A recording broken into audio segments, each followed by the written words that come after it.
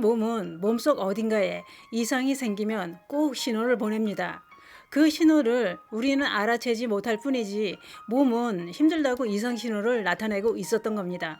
우리가 조금만 신경 써서 관찰해 보면 지금 내 건강이 안 좋을 수도 있다는 걸 알게 되는 부위가 있었습니다. 그것은 바로 손톱입니다.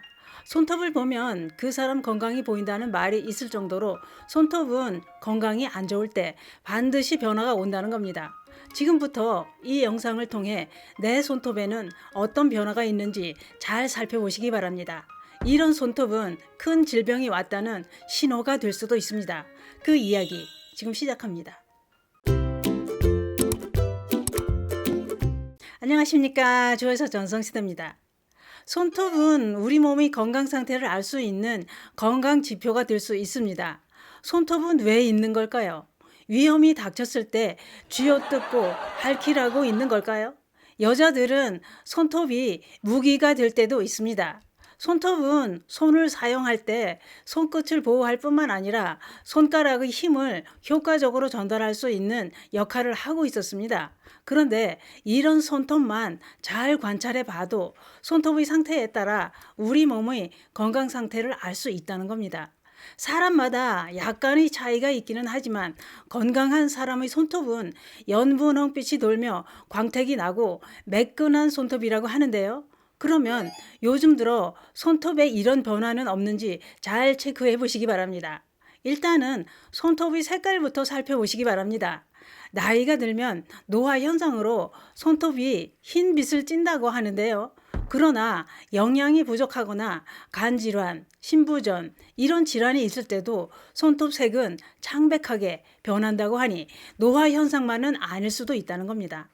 또 빈혈이 있을 때도 손톱에 흰 빛을 띤 가로줄이 생기거나 손톱이 하얗게 투명한 빛을 띠기도 하는데, 빈혈이 있을 때 손톱이 하얗게 변하는 이유는 헤모글로빈 성분이 부족할 때 나타나기도 합니다. 그런데 여기서 잠깐 해보실 게 있습니다. 오른손 엄지손가락으로 왼손 엄지손톱 부분을 꾹 눌렀다 손을 떼어 보시는 겁니다. 이때 1, 2초 내에 손톱의 혈색이 원래대로 돌아오지 않고 느리게 돌아온다면 모세혈관에 피가 즉시 공급되지 않고 있다는 신호라고 합니다.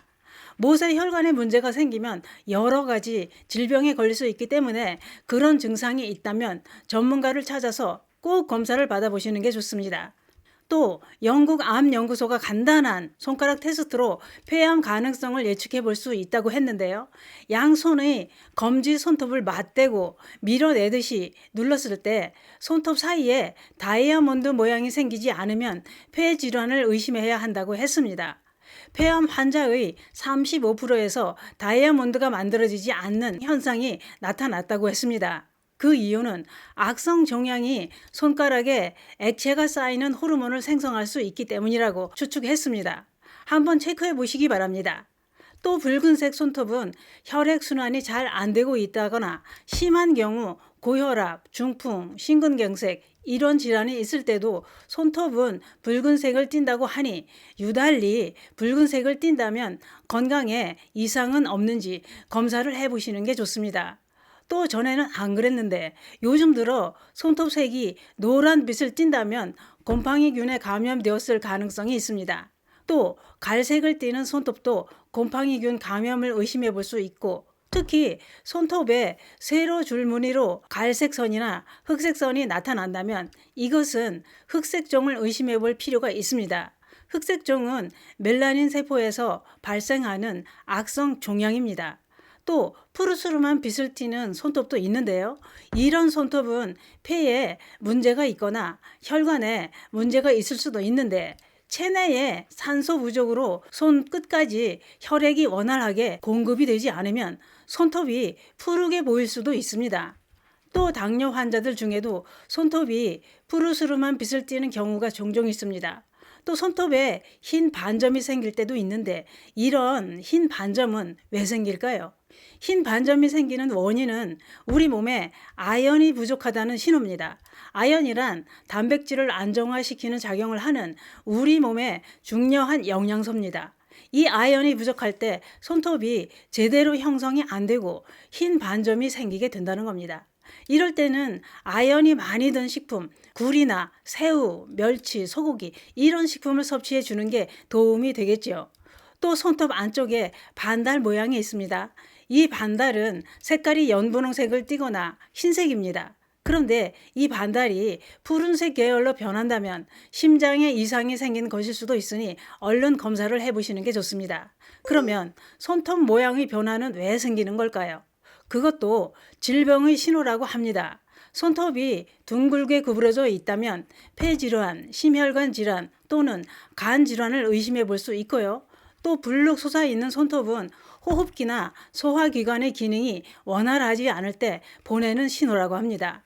또 수평으로 패인 손톱도 있습니다. 이런 손톱은 고열을 앓은 환자에서 자주 나타나고 이것도 아연 결핍이나 당뇨 또는 혈관에 문제가 있을 때도 손톱이 울퉁불퉁하게 변합니다.